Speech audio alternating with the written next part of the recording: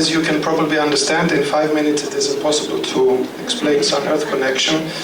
So, thank you. And you should not have told that, because now they have started counting. Anyway, you should consider what I will be talking about as more as food for thought, because we will be here for 1.5 hours, and we can discuss. You can give questions, and we can discuss anything you would like. I would like to start mentioning that the title chosen by the organizers for this session, Mystery, Opportunity and Danger, could not be more appropriate. Because for a realm that has stirred human imagination since antiquity, and is today a field where we have so many promising and challenging human endeavors. And it is appropriate because all of our activities in space have been inspired by its mysteries, have been driven by the opportunities, and have been influenced by its dangers. So now today we have 5 decades of space exploration behind us, which started in the end of the 50s. And these 5 decades of space exploration have brought a revolution to science, comparable to the introduction to the invention of the telescope by Galileo. As Hannes Alfvén, the father of space plasma physics, has put it, spacecraft which are equipped with advanced instrumentation can observe a much wider range of phenomena and physical parameters that is possible with the limited visual abilities of ground-based observatories, of ground-based telescopes, simply because the spacecraft are out of the terrestrial atmosphere, which blocks a lot of wavelengths, and also have, of course, as I said, advanced instrumentation.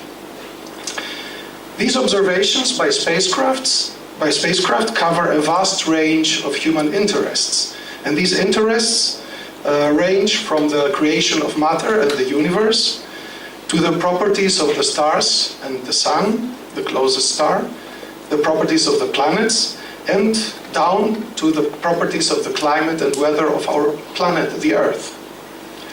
Now, focusing on my personal field of research, I would mention that spacecraft observations over the past decades have revealed the activity modes of the nearest sun, with the nearest star, which is the sun, and the connection of these activity modes to the near-Earth space, which we call geospace.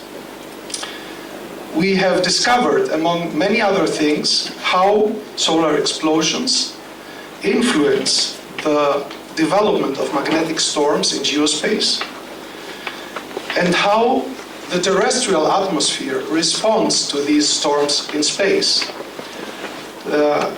Something that we could not imagine a few decades ago, that the Earth is indeed able to respond to cosmic, to space events, to space phenomena. It would also be worth to note that we have understood in a large extent how solar eruptions drive the only astronomical phenomenon, one would say. It's not really astronomical, but the only phenomenon in the sky that is observable by humans without any technical aid. And I refer to the aurora, as you might imagine. The aurora is the only sky phenomenon that we can observe without any technical means. And now is the time that even people living in lower latitudes, like in Israel, for example, might have the opportunity to observe an auroral display during times of very intense magnetic storms. There are, of course, still many unexplored details of space, and these keep the mystery alive. And our interest, of course, very intense. Space mystery are intriguing on their own merit, but they also represent potential threats against the opportunities of space. And by this, we come to the second keyword of the session, opportunity. I would say that there are 4 major opportunities in space. The first opportunity is maybe the most mundane, but also the most practical. It relates to the exploitation of space for the benefit of humanity today.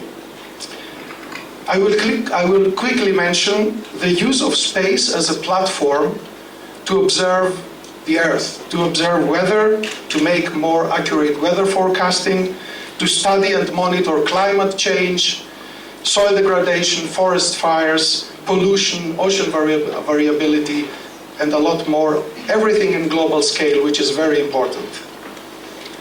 Of particular importance in our days is the capability to support emergency situations with space imagery. And with emergency situations, I refer to floods, earthquakes, forest fires, landslides, etc. The second opportunity is related to the long-term needs of humanity. And with this I mean, of course, the need for new sources of raw materials, like metals from asteroids maybe, for example, or setting up new home space colonies on planet Mars or other planets in the distant future. The third opportunity is related to deepening our knowledge, our understanding of the universe, of nature, of the way life forms have evolved in the universe. This is by default associated with the development of advanced technologies, which have been serving mankind already in their daily needs on Earth. And I would mention here various innovative medical techniques that have their origin in space technology, like mammography, for example. It is also noteworthy that space exploration requires the cooperation of many different scientific disciplines to be effective, and this is a significant opportunity by itself. The fourth opportunity is like an umbrella to all the others, and it is the international collaboration that is necessary for space exploration. Because the most ambitious space endeavors cannot be implemented by any single nation. And I am closing with two words on the dangers, which we then can elaborate during our discussion. There are two different kinds of dangers associated to space and space exploration. They are man-made and natural. The man-made dangers, I would say, are mainly two: the space junk that has been accumulating around Earth over the past decades, and also the greatest danger of all is to turn space into a battlefield. Hopefully not, but this would destroy not only the infrastructure in space that has been painfully set up over the past decades, but it would also potentially endanger electronic infrastructure on Earth. And about natural dangers, I would mention stellar activity, which is always a danger, solar activity, which we can elaborate afterwards, and also asteroid threat on Earth, on which several groups internationally are also already working. Thank you for your attention, and we can interact later on. Thank you.